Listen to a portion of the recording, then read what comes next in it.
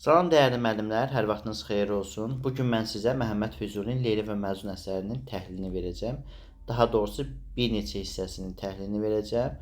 Biz Leyli və Məcnun əsərini təhlil eləmişik, amma çərçivəyə yeni əlavə olunmuş bəzi hissələr var ki, həmin hissələrin izahını sizin nəzərinizə çatdırmaq istəyirəm. Birinci əsərin oxunuşunu oxuyaq, sonra orada bəzi vacib məqamları sizin nəzərinizə çatdıracağam. Deməli, biz bilirik ki, Məcnunun atası Leyligilə elçi gedir. Leylinin atası onu hörmətlə qarşılayır, amma qızını ona vermir. Deyir, mənim qızım Məcnuna layiq deyil. Bir halda ona verə bilərəm ki, Leylini verə bilərəm ki, o sevməsin. Yəni ağıllansın, ədəblənsin. Ona çarə tap, dərman ol. Və bu xəbərdən həmin o qoca çox məyus olur və evinə dönür. İndi o hissədən davam edirik. O həyə sahibi adlı sanlı namuslu qoca xar məyus evinə döndü. Məcnuna dedi ki, ey cəfakeş, darıxma, əlac tapılar. Bu müəmma əql ilə açılacaqdır. Deməli, dediyimiz kimi o qoca deyəndə burada Məcnunun atası nəzərdə tutulur. Qoca məyus şəkildə öz evlərinə dönür və Məcnuna deyir ki, ey cəfakeş, yəni cəfa çəkən, sənə əlac tapılacaqdır. Bu iş ağıl vasitəsilə açılacaqdır deyir. Leylini sənə verəcəklər, amma şərti budur ki, ağlını başına yığasan, ağılların sözünə qulaq asıb ondan nəsihət alasan. Dəlillik əlamətləri səndən uzaqlaşsa, yol göstərənin əql ola. Yəni şərtli, amma deyir, yəni bu məsələ öz həllini tapacaqdır, amma onların şərti var deyir. Şərt budur ki, ağlını başına toplayasan, ağıllı insanların sözünə qulaq asasan, nəsihətə açıq olasan, nəsihətə qulaq asasan və bu yolla sənə çarə tapmaq olar.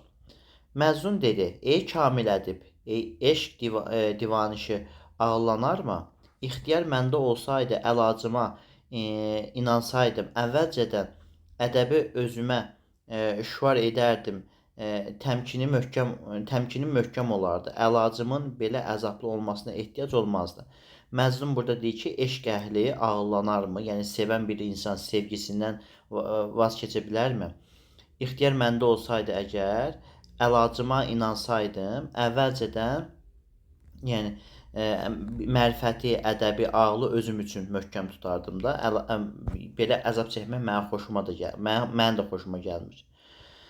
Mən bu müalicəyə dözə bilmərəm. 1000 dəfə öz dərdimi deməyəcəyəm. Rəftarım dəyişəcək deyil. Cavabım əvvəlki cavabdır. Yəni deyir, mən onu sevməməyə, Leylini sevməməyə dözə bilmərəm deyir. 1000 dəfə deyir, dərdimi deməyəcəm. Mənim rəftarım dəyişən deyil də. Sən müdriksən. Elə bil, tədbir gör ki, təsiri olsun. Mən Leylini yad eləməyim, zəmanənin ağıllısına çevrilim, sən də azad olasan. Yəni deyir, bu mənim özümdən asılı olmayan bir şeydir. Mənim əlimdən gəlmir. Sevgidən vaz keçmək, sevgi yolunu tutmamaq, Leylini sevməmək. Sən müdrik birisən deyir. Mənə deyir, elə bir tədbir gör ki, mən Leylini yad eləməyim, onu ağlımdan çıxardım. Amma bu deyir, əvvəl deyir ki, bu mümkün deyil də. Zamanənin ağlına çevirim, sən də deyir, xoşbəxt olacaq. Yəni ağıllı bir insan olanda, Məcnun ağıllı olanda atası da xoşbəxt olacaqdır. O üzgün qoca heyrətə daldı. Əlac üçün tədbir axtarmağa başladı. Harda bir həkim eşitdisə, onun gülzarını bülbül olub dilə gəldi. Dərdini açdı, xəstəsinə dərman istədi. Minlərlə mahir həkimə xəstəyə xeyirli bir əlac şərbəti içirə bilmədi. Deməli, biz bilirdik ki, Məcnun atası varlı qəbilə sahibi idi, çox da hörmətli idi. O deyir, əlac axtarmaq üçün yüzlərlə həkimə getdi, minlərlə həkimə getdi. Həkimlərdən çarə axtardı, amma həkimlər ona bir çarə tapa bilmədi. Harada bir nəzir yeri varlığını eşitdi, gedib oranın qapısının tozu oldu. Çox əl açıb dua elədi, nəzir verdi, bəxşiş payladı. Dərdlisini onun ürəyincə şadlandıracaq və düz yola qoyacaq bir yer tapmadı. Çox sehr yazıb dua oxundu. Çox hiləyə ümid bağlandı. Heç birindən bir çarə olmadı. Allahın qəzasına nə çarə? Yəni həkimlərdən qutarandan sonra getdi, çoxlu nəzir verdi, bəxşiş verdi. Dərdli insanların bəxşişlərlə ürəyini şadlandırdı. Sonra çoxu sehr yazıldı, dua yazıldı, hiylə falan əl atdılar, amma Allahın qəzasına nə çarə? Yəni artıq Məcnun sevirdi, sevən insana çarə yox idi. Bir gün ona dedilər: "Ey pir." Ey pir deyəndə burada ey qoca, ey pir. Deməli, həm də burada Məcnun ona müraciət eləmişdi. İkinci hissədə ey kamil ədib. Ey pir deyəndə, yəni Məcnunun atasını nəzərdə tutulur. Dünyada bircə yolun qaldı ki, xəstəni Kəbəyə aparasan. Bəlkə haqq sənin əlindən tutsun, müqəddəs torpağı dolanmaq ona qismət olsa, bəlkə başından bəla yox ola, mübarək qara, deməli, daş şəcərə baş vursa, əgər o adi qara daş olsa da yumşalır. Deyir, yəni bir çarə qaldı. Bu həkimlərə getdi, çarə olmadı. Kasıbları doyurdu, çarə olmadı. Sonra nəzirlər verdi, çarə olmadı. Əfsun elədilər, sehr elədilər, dua elədilər, çarə olmadı və qocaya bir gün məsləhət verirlər ki, sən Kəbəyə get. Kəbəyə, yəni daş qəlbli insanlar belə Kəbədə yumşalır da. O müqəddəs torpaqlarda bir ayaq gəlsin, ola bilsin ki, onun orada gəzməsi ona düşdü. Bu bəladan xilas oldu. Deməli, bu çarə Məcnunun Kəbəyə üz tutduğunu və orada sevdanın münacatla artmasıdır. Baxaq görək. O o pir bu xeyirli işə çalışıb Məcnun üçün bir kəcavə düzəltdi. Onu da götürüb yola çıxdı. Kəcavə biz bilirik də insanların boynunda daşıdığı bir şeydir. 4, 5, 6 və bəzən 8 insan o kəcavəni daşıyır. Onun üzərində insan deməli olur. Yəni insanlar kəcavənin üzərində insanı daşıyır. Onu da görüb yola deməli çıxdı. Deməli Məcnunla atası kəcavə düzəltdi. Məcnun atası Məcnunu götürüb yola çıxır.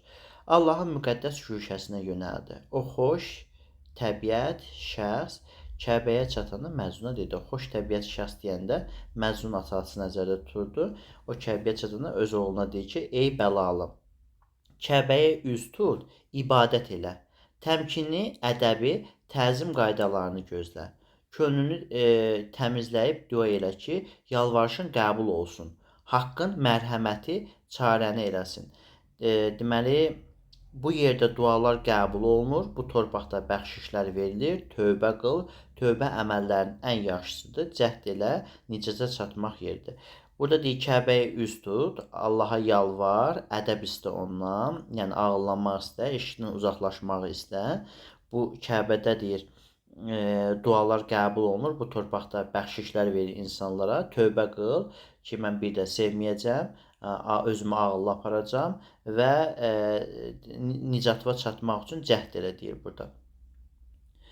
Deməli, həm də burada Kəbənin hüzurunda özünü ədəblə aparmağını ondan tapşırır ki, yəni Allahın evidir, burada özünü ədəblə apar. Məcnun bu məqamda zövq alaraq nəşə şövqünün əfqanını uca göylərə saldı. Yanağı ilə ürəkdən səsini ucaldıb Kəbə sarayına sirrini belə açdı. Deməli, bu məqamda deyir, zövq alaraq, yəni çoxdandan sanki arzuluydu bu məqama gəlməyə, Kəbəyə gəlməyə. Bundan zövq alıb, ürəkdən səsini ucaldıb, Kəbəyə öz, belə deyək də, sirrini açır. Ey tavanı uca, böyüklərin və ucaların səccdəgahı. Kəbəyə tavanı uca, böyüklərin və ucaların səccdəgahı kimi müraciət edir. İzzət və iqbal əhlinin qibləsi, yer üzünün ətirli xalı. Ey örtüsü saadət, cövfərinin qabığı olan dost sarayının xalısının həmrəngi örtüsü deyir. Üzərində örtü olur da Kəbənin. Həmin o örtü deyir, saadət cövfərinin qabığıdır. Dost sarayının xalısının həmrəngidir. Ey ibadət kolu, qönçələrinin gül budağı. İbadət kolunun qönçələrinin gülü budağı adlandırır Kəbəni. Saadət gövhərinin sandığı. Bunlar ehtiyacmı, əzbərləyəkmi müəllim? Xeyr, əzbərləməyə ehtiyac yoxdur. Ey daim mənə həmdərd olan, amma mən kimi dünyanı gəzməyən. Deyir, hər zaman mənə həmdərd olansan, deyir, dərdimi səndən bölüşürəm, amma deyir, mən dünyanı gəzirəm, amma sən deyir, dünyanı gəzmirsən. Yəni, bu dərdi eşq dərisi olub dünyanı gəzir, bütün səhranı gəzir, amma sən yerindəsən, deyir. Sinəsinə həcər kimi daş vuran, zəmzəm kimi gözündən yaş axıdan, Həcər daş deməkdir. Deyir qara daş deməkdir. Sinəsinə deyir qara daş kimi daş vuran deyir. Zəmzəm kimi gözündən yaş axıdan, həmişə qara geyinib sevgisini könlündə gizlədən sən Allah bu yerdə kimə aşiqsən? Ey Allah deyir, sən bu yerdə kimə aşiqsən deyir. Söylə sənə yaraşan dostuna, sənə eşqin bərəkəti çatmışdır. Qəbilələrin qibləsi olubsan. Kəbiyə deyir ki, mən sənin dostunam deyir. Sən də aşiqsən deyir. Sənə yaraşan dostunam deyir. Sənə eşqin deməli bərəkəti çatmışdı deyir. Qəbilələrin qibləsi olmusan deyir artıq. Yəni hər kəs səni sevir də, sən qəbilələrin qibləsi olmusan. Sənə üz tutub hamı namaz qılır. Sən deyir deməli mənim burada sənə yaraşan dostunam deməklə, yəni səni də sevirlər, mən də sevgi əhliyəm. O mənanı ifadə edir. Ya Rəbb, bu müqəddəs saray haqqına, bu səfalı məbəd haqqına, yəni burada bu müqəddəs saray deyəndə Kəbəni nəzərdə tutur ki, Allaha müraciət edir burada. Ya Rəbb, bu Kəbənin xatirına, bu səfalı məbədin haqqına məndə eşq binasını bu Kəbə kimi həmişəlik və möhkəm elə. Mənim eşqimi deyir, eşqimin binasını Kəbə kimi həmişəlik və möhkəm elə. Yəni burada ağlanmaq, eşqdən uzaqlaşmaq üçün atası onu gətirmişdi ki, sevgisini dansın burada, tövbə eləsin. Amma bu əksinə Məcnun burada Kəbəyə müraciət eləyir. Allaha müraciət eləyir Kəbədə, ya Rəbb deyə. Kəbə kimi həmişəlik sevgisinin möhkəm və həmişəlik olmasını istəyir. Ürəyimə hər an, hər ləhzə, hər zaman eşq dərdini, qəmini sal. Eşqdə daima şövqümü və şövq içində zövqümü artır. Mənim deyir, hər zaman ürəyimdə eşq olsun, eşqdə mənim şövqümü içində isə zövqümü artır. Yəni bir sözlə Kəbədə Allaha müraciət eləyir, tövbə etmək əvəzinə eşqinin birə min artmasını istəyir. Dünyada harada qəm varsa, könlümü ora sal. Ağıl əzabından məni ayır. Həmişəlik eşqlə dost elə. Yəni mənə ağıl lazım deyil. Məni ağıl əzabından xilas elə, ağlı bir əzab adlandırır və məni deməli həmişəlik eşqlə dost elə deyir. Məndə Leylinin şövq və zövqünü artır. Daim mənə onun donunda özünü göstər. Leylini sevməyi deyir. Mən Leyliyə qarşı sevgimi artır deyir mənim. Dünyada harada qəm varsa, bu təkrar olacaqdır bu hissə. Deməli, insanlar içərisində zülm çoxdur. Mənim ürəyimi qorxuya öyrət. Elə bir mülkdə mənə yer ver ki, ora insan tozu yetişməsin. Mənim deyir, mənə ürəyimi qorxuya öyrət. Elə bir mülkdə yer ver ki, mənə ora insan tozu yetişməsin deyir. Yəni insanlardan uzaq bir yerdə mənə deyir məskən ver. Kəbənin tövbə ziyarətçisi belə dua eləyərək haqdan qəbul istədi. Bəlalının tuğyanına fikir verməyərək daima bu şeiri təkrarladı. Deməli, burada deyir Kəbənin bu tövbə ziyarətçisi, tövbə üçün gətirilən o ziyarətçi Allahdan eşq dilədi və belə bir şeir dedi. Allahım, məni eşq bəlası ilə dost elə, bir anlığa da eşq bəlasından ayırma. Mən dərdliyə köməyini əsirgəmə, yəni məni daha artıq bəlalara sal. Bəlalar deyəndə burada eşq bəlasından söhbət gedir dostlar. Necə ki mən varam, bəlaya bağlılığımı məndən alma.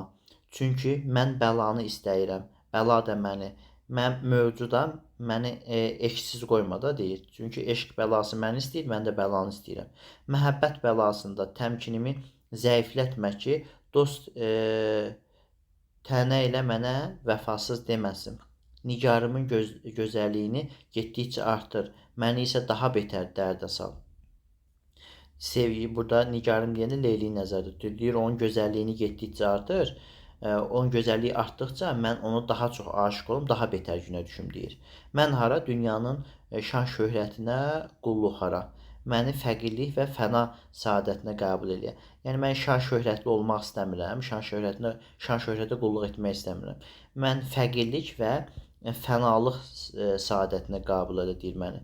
Ayrılığından canımı elə zəiflət ki, səhər yerdə məni onun vəsiləsinə yetirə bilsin. Yəni mənim canımı o qədər zəiflət ki, səhər yeri əsəndə məni o külək aparsın, yarıma çatdırsın. Mənə Füzuli kimi məğrurluq nəsib etmək, ya Rəbb. Füzuli özünü burada məğrur hesab edir. Deyir, onun kimi məğrur istəmirəm mən. Qəti məni mənim özümə bağlama. Aha, növbəti hissəyə keçək. Deməli, orta hissələrdə Nofərin Məcnuna kömək etməsi hissələri var. Onu artıq izah etdiyim üçün izah etmədiyim hissədən davam edirəm. Bu İbn Səlamın Leyli vəsiləsinə can atdığını və bu iddiada ümid sübhünün yalançı olduğunu. Saqi, yenə burada Saqiyə müraciət edir. Bizə rahatlıq ver. Cansızlara rəhimin gəlsin, can ver. Bizi muğlar meyli ilə məst elə. Əvvəlcə şadlandır. Sonra dünyanın işindən, fələyin sonundan xəbər al. Əncamından, qəminin sonundan xəbər al. Dünyanın etibarı yox, fələyin çərxi dayanmır. Çox adamlar xəzinə üçün əzab-əziyyət çəkir. Xəzinə də başqasına qismət olur. Burada ifadə edir ki, Allah Saqiyə müraciət edir, cansızlara deyir, rəhmin gəlsin. Yəni eşq insanlarına rəhimin gəlsin. Onlar deməli bizi muğlar meyli ilə məst elə, əvvəlcə şadlandır, sonra dünyanın işindən deyir, fələyin sonundan xəbər al deyir. İnsanların əksəriyyəti deyir, xəzinə üçün, var dövlət üçün əziyyət çəkir, amma sonda ölür, xəzinəsi başqasına qalır. Bil ki, hər bir təzə fidanın ucalması sudan olmasına baxmayaraq atəş onu yandıra bilir. Hər bir deyir, körpə fidanın ucalması, onu, yəni fidana biz su tökməsək, o ucalmaz. Deyir, o su içir, ucalır, amma o içərisi su olan, sula ucalan bir şey atəş yandırır deyir. Əsl əmr taleyindir deyir. Nə xoşbəxtlik olardı, hamı arzusuna çatsaydı. Sənin taleyin deyir, əsl əmrdir.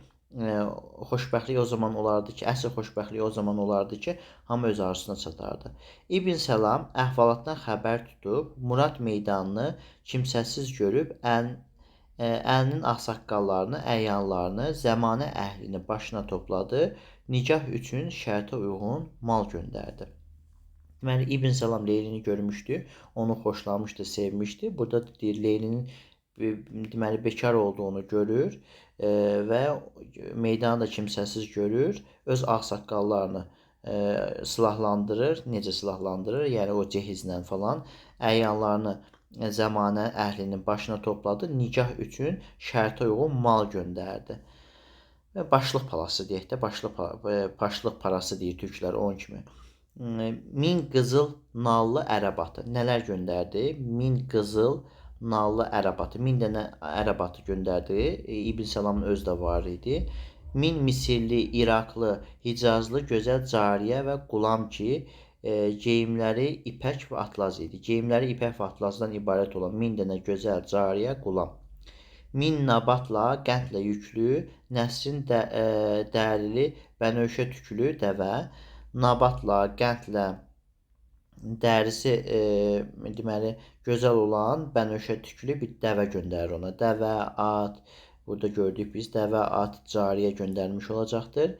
1000 tabaq ətir, ənbər, müşk, 100 yük təzə gövhər və saf qızıl götürüb nikah dəstini deməli dəsti yola düzəldi. 1000 dənə tabaq ətir, 1000 tabaq ətir, ənbər, bu da ətirdir, müşk, 100 yük təzə gövhər, gövhər qiymətli daş deməkdir. Saf qızıl götürüb nikah dəsti yola düzəldilər deyir. Onu can nəqdinə kəbini kəsildi. Leylindən kəbini kəsildi. Leyli bu zülmdən xəbər tutunca, baharın payıza döndüyünü duyunca ümidinin gözü torpaqla doldu. Leylinin xəbəri yox idi. Leylinin xəbəri olmadan onu artıq nikahlamışdılar.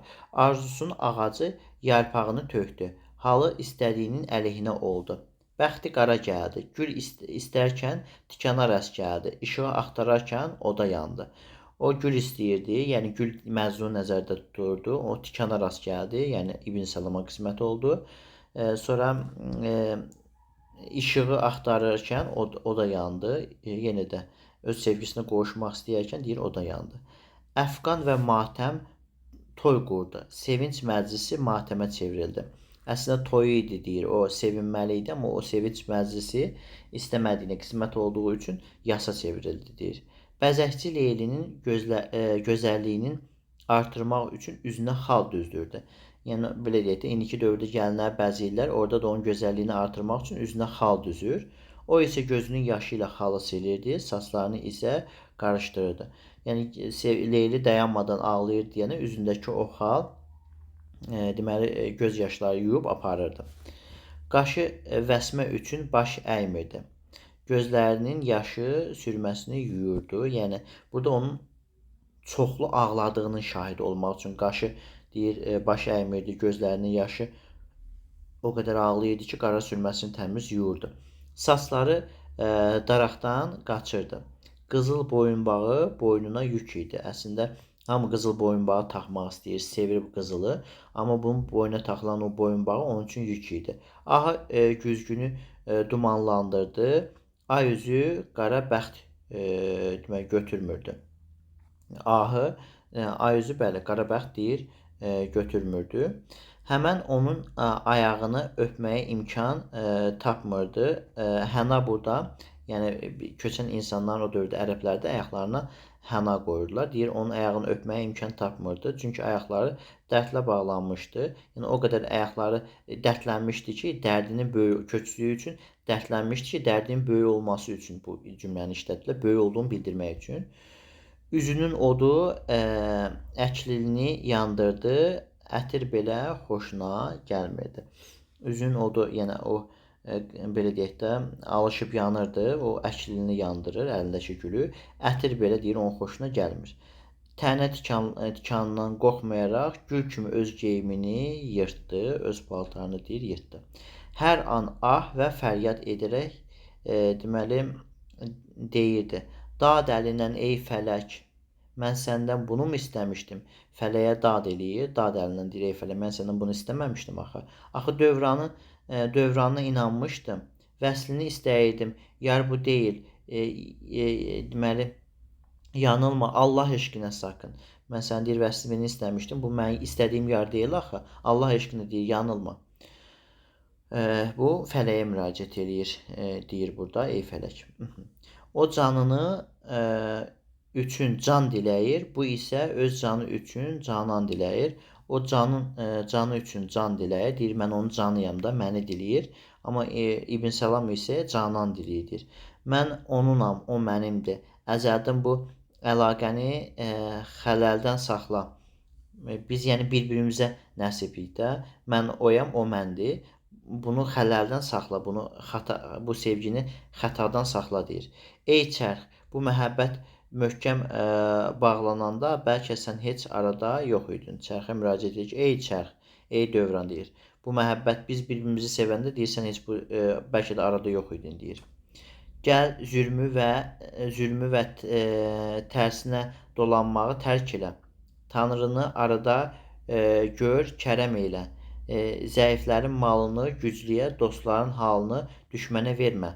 Məzlumu heç kəsdən əskiş sayma. Axı o bəla yolunun mərd yolcusudur.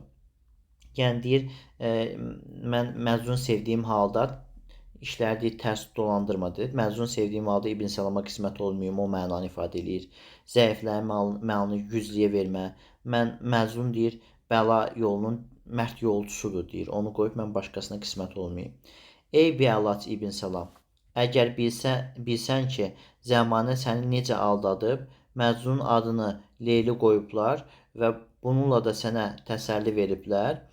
Yəni burada Məcnun adını Leyli qoyublar. O deməkdir ki, yəni mən Məcnunda varam, mövcudam. Məcnundan başqasında mövcud deyiləm. O mənanı ifadə eləyir. Sən ürək kamını arzula, mənsə bəlayam. Sən deyir, kam arzuluyursan, vüsal arzuluyursan, amma mən sənin üçün bəlayam deyir. Sən xəzinə istə, mən əjdahayam. Amma işin səhvdir deyir. İşin səhvdir demərəm. Mənim üçün bu sənin tərəfdən böyük bir bəxşişdir. Onu özü üçün bir bəxşiş hesab eləyir.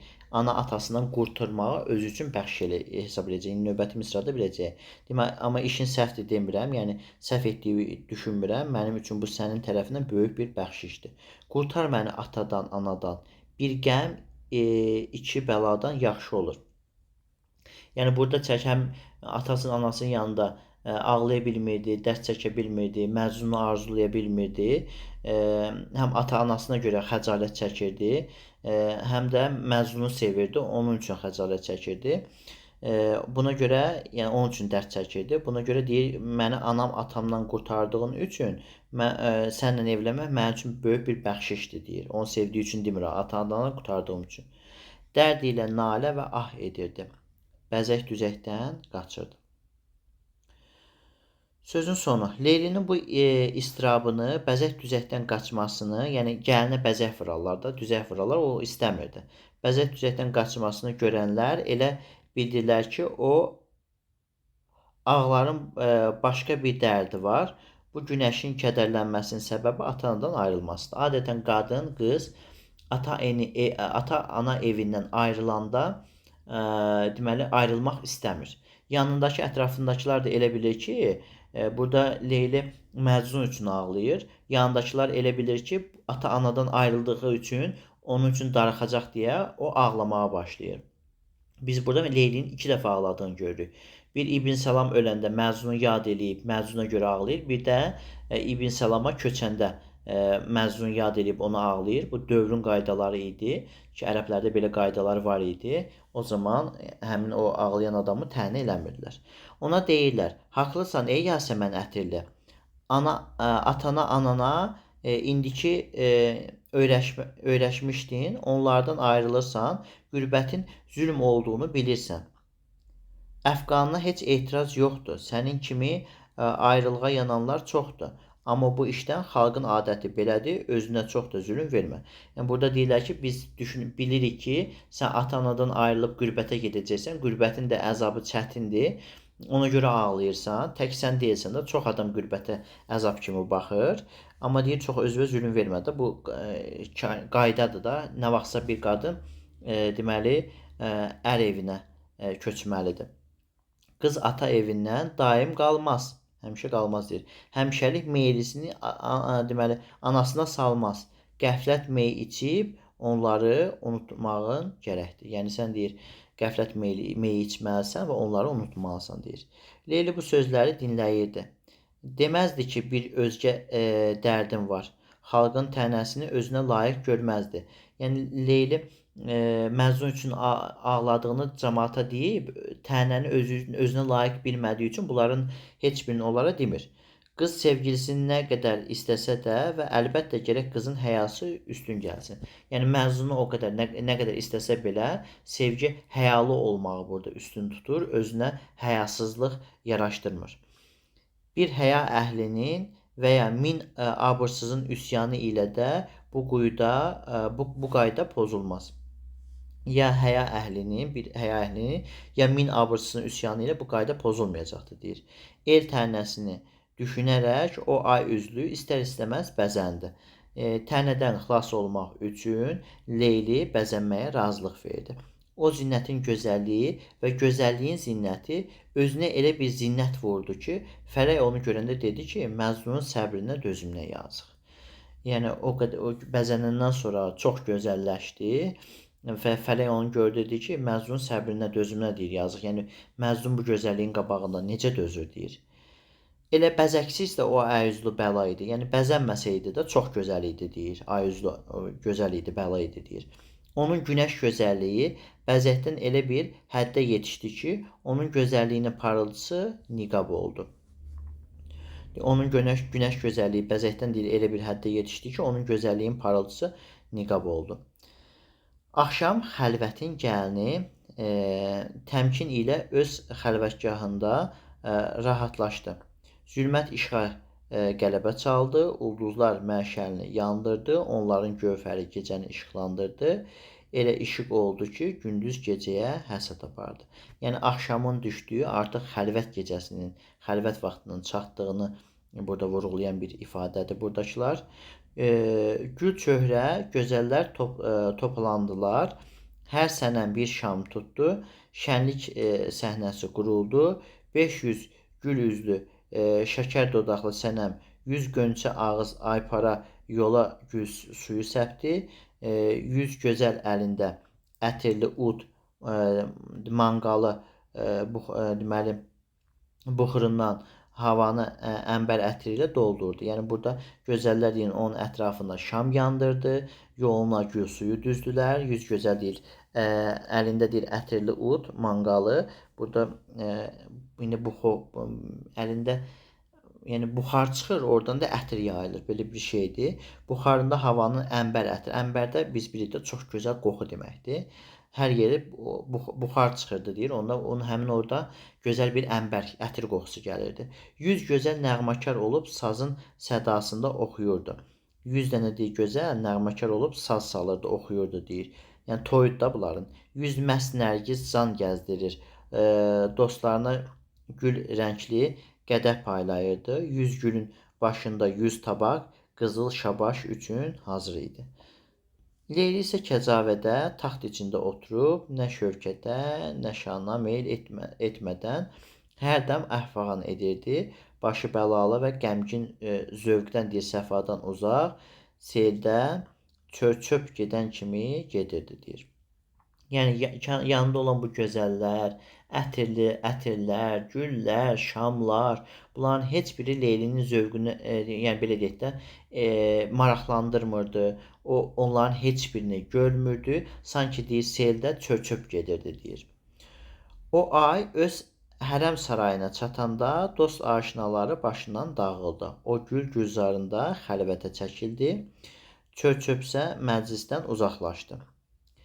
Deməli, o ay deyəndə Leyli nəzərdə tuturlar, gətirirlər bunu sarayına, İbn Səlamın sarayına, yəni evinə, iqamətgahına, yanındakılar çıxır, gedir deyir. Bəxt İbn Səlama xəbər yetirir ki, o ay sənin malın oldu. Yəni İbn Səlama xəbər veriblər ki, artıq gəlin gəlibdi, onun yanına getməlisən.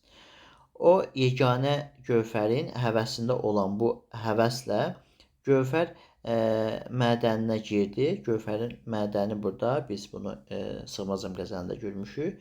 Yəni qiymətli daşların mədəni çıxdığı yer, Leylinin olduğu yeri belə adlandırırlar. Nə gördü niqab içində bir nur. Niqabın içində bir nur görür deyir.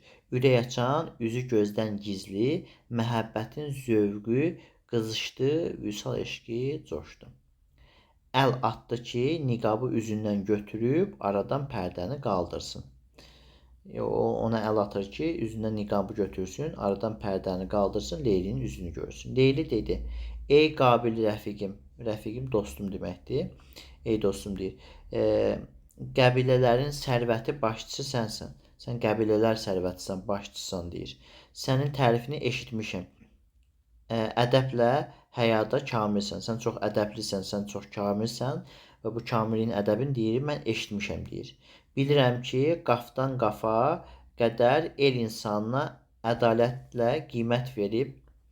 Burada qaf məsələsi dostlar Koroğluda keçənlərimizdən qıraat qaçırmasa deyir, qafın o tərəfindən gələn aşxam orada da çəkilmişdi. Mən zəngin deyiləm deyir, fəqirəm, sənə qonaq deyiləm, əsirəm. Mən əsirə zülm eyləmə, fəqirə mərhəmət göstər deyir. Mən zəngin deyiləm deyir. Yəni ürəyim səni qarşılayacaq qədər zəngin deyil, mən fəqirəm deyir. Sənə qonaq deyiləm, əsirəm deyir. Mən əsirə deyir, zülm eləmə, fəqirə mərhəmət göstər deyir. Canımdakı, bədənimdəki əzabı gör, ürəyimin halını xəbər al, cavabımı eşit. Məni görsən deyir, canımda, bədənimdə deyir, əzab var deyir. Mən eşit deyir. Mən məktəbə getdiyim, dərs aldığım zamanlarda birdən gözümə bir nəfər göründü. Bildiyim ki, o pəridir. Mən deyir, bir pərini gördüm. Əslində gördüyü Məcnun idi, amma bu gördüyü cindir. Cinlilər arasında bu pərizat mənimlə ülfət bağladı. O deyir, cinlilərin arasındakı o pərizat mənimlə deyir, əhdi peyman bağladı, ülfət bağladı deyir. Həmişə yanımda durar və mənə deyərdi. İnsan evladına ərə getmə. Pəri buna görə deyib ki, insan evladına ərə getmə. Yoxsa bir zərbə ilə bircə anda səni də, onu da məhv edirəm. Biz burada ifadə etmişdik, Füzuli ilə müqayisə etmişdik. Füzulinin Nizami ilə daha doğrusu, Nizami ilə müqayisə, Nizaminin Leyla və Məcnun İbn Səlam ona yaxın gələndə üzünə bir şillə vurur. Orada da deyirdi ki, həmin o şillə qadın azadlığına, qadın deməli xorbaxanlara bir şillə idi, cəmiyyətə bir şillə idi. Burada isə bir adi hadisələr qeyri-adi don geyindirir Füzuli. Deyir mən bir pərzatla, cinlər arasındakı olan bir pərzatla ittifaq bağlamışam, ülfət bağlamışam. O mənə hər zaman yanımdadır deyir. İnsan evladına ərə getməməli deyibdir, yoxsa səni də onu da öldürərəm. Nə qədər məkr ilə işlətdimsə, bu zəncir boynumdan açılmadı, bu bəla yox olmadı. Deyir, mən nə qədər hilə işlətdimsə, nə etdimsə, yəni o pərzatdan uzaqlaşa bilmədim, deyir. Bu hiləni yox eləyə bilmədim. Ata-anam da aciz qaldı. Əslində, bu pərzat Məcnunun eşqi idi. Məcnunun eşqi idi onu. Yəni, nə qədər eləsəm də Məcnunun eşqini deyir, qəlbimdən çıxarda bilmədim. Atam da bunun qarşısında deyir, aciz qaldı. Heç kəs çarə tapa bilmədiyi üçün atam, anam məndən zara gəldi. Deyir, mənə çarə axtardılar, heç kim çarə tapa bilmədiyi üçün atam, anam deyir, məndən zara gəldi. Divanəliyim aləmə bəlli oldu. Dost yoldaşım mənə nifrət etdi, deyir. Mən deyir, sevdiyim üçün dostum, yoldaşım hamısı mənə nifrət etdi. Sən bizim yerə gələndə yəqin ki, bu məsələni eşitdim. Sən gələndə deyir, bu məsələdən halı idin, eşitdin yəqin. İndi ki, alverim səninlə oldu.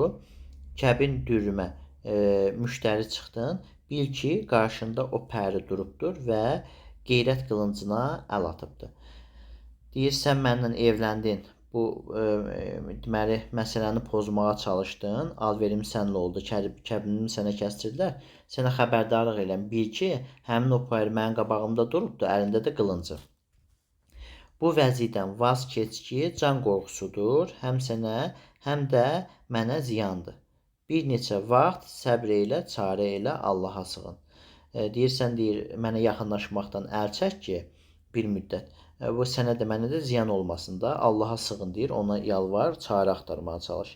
Bəlkə məqsədinə çatasan, bu bağlı qapını açasan, düşməninin tənə dili kəsilsə, həm mən, həm də sən murada yetək. Yəni, Allaha sığın, Allahdan imdad istə, bəlkə deyir, çarə tapdın. O sadə ürəkli qıza inandı. Sadə ürəkli İbn Səlamdır. Əslində mənim burada İbn Səlama çox yazığım gəlir. Yazıq bir insandır. Dövrün düz adət-ənənələrinə tabe olan bir insandır. Leylidən fikrini almamışdı. Onun deməli, başqasını sevsə də, o məni sevirsən deyə sözünü almamışdı. Amma burada da Leylinin dərdinə, əzabından ölən obrazlardan biridir.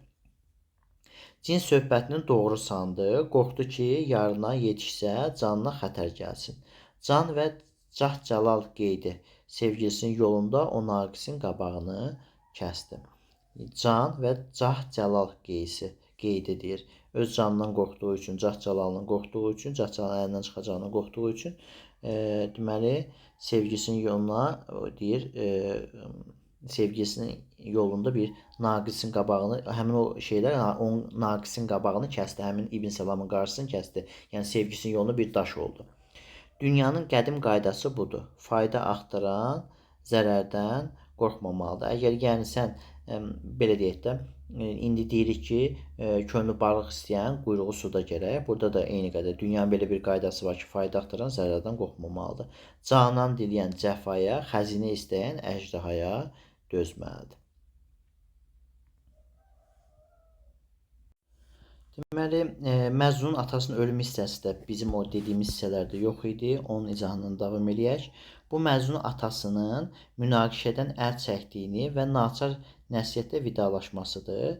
Ey muradımın gövhərinin sapı, inamımın hüsnünün güzgüsü, bircə anlığa mənə mərhəmət elə, sözlərimi eşit, mənimlə danış, mən biçarəyə yazığın gəlsin, səfərə çıxıram, halallıq ver. Səfərə çıxıram, yəni artıq burada Məcnun atası ölməyə başlayır. Belə deyə, ölümünü hiss eləyir, daha doğrusu ölməyə başlayır, biraz yanlış ifadədir, ölümünü hiss eləyir və halallıq istəyir. Sənə görə əhvalım naxoş idi, indi gedirəm, xoşluqla qal. Sakın məndən sonra incikliklə danışma, şikayət eləmə. Sağlığımda səndən kam almadım, təsdiq elədin, ram aldım, deyir.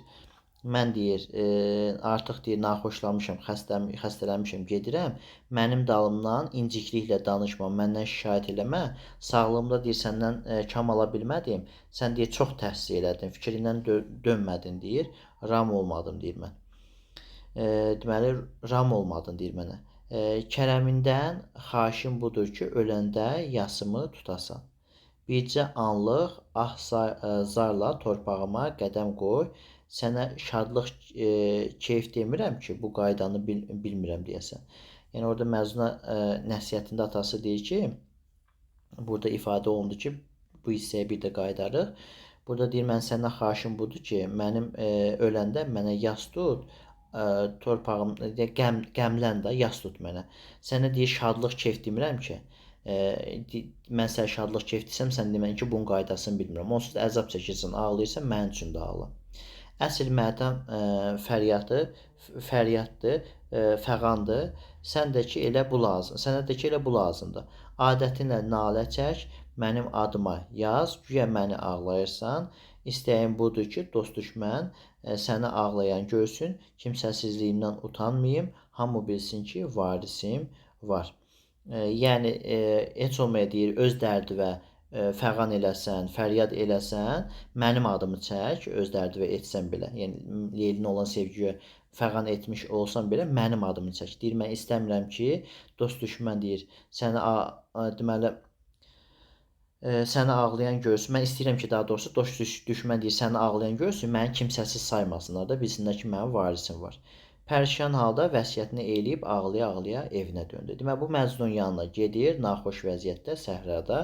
Artıq Məcnun geri döndərə bilmirdi. Məcnun əhdi artıq, belə deyək də, Məcnundan əlini üzmüşdü. Vəsiyyət eləyir ki, ona artıq mən gedirəm, mən səfərə çıxıram, hazırlaşıram, mənə halallıq ver, ondan halallıq istəyir.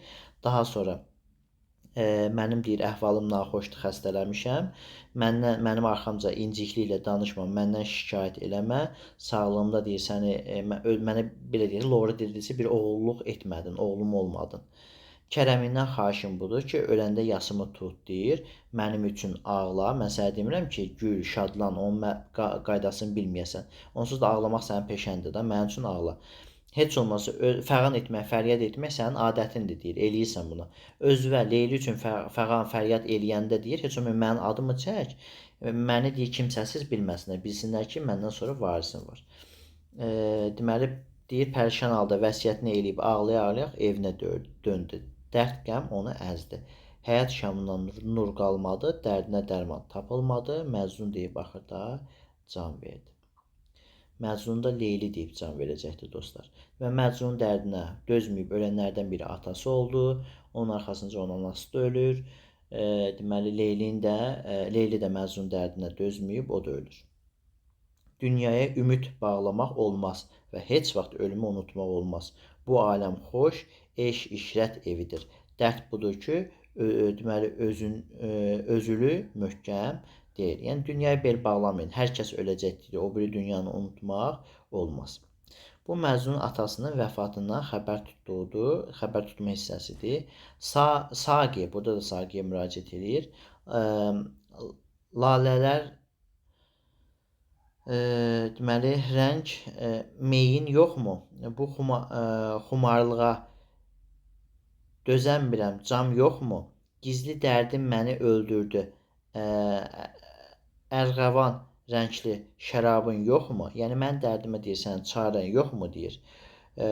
Durma, çarə elə, qəmimi dağıt, əlimdən gələni əsirgəmə deyir. Dünya ki, qəlbi məftun edən gözəldir, sakın inanma ona, vəfasızdır. İndi ki, ona vurulubsan, bil ki, alıb aparacağı sənsən. Sən ona cəhalətində vurğunsan. O səni elm ilə dəstəkləyəcəkdir. Necə ki, sən onun qonağısan, sevinc axtarırsan, elə ki, dünyadan köçməli oldun və bu üzünü haqq tərəf tutub getdin, gözün torpaqla sürmələnəcək və qiyamətə tapşırılacaqsın. Yəni, bu hissələrdən test düşmə ehtimalı yoxdur deyənə, geniş şəkildə bu hissənin dərinliyinə getmirəm də. Yəni, öləndən sonra köçəcəksən bu dünyada, dünyadan köçməli oldun və üzünü haqq tərəfə tutub getdin, gözünü torpaqla sürmələyəcəksən və qiyamətə tapşırılacaqsın. Yəni, hər kəs öləcək, bu dünyadan köçəcək. Sənin yolunda özündən keçər, saxlayar, aparıb səni ədəbi dünyaya tapşırır. Kim ki fələyin bu incə işini bilir, çərxin dövranından küsmür. Yəni kim ki ölümünü dərk eləyir, sonda öləcəyini bilir, o qəmlənmir deyir. Nə dirilikdə əzab, nə də ölüm qorxusu deyir çəkir.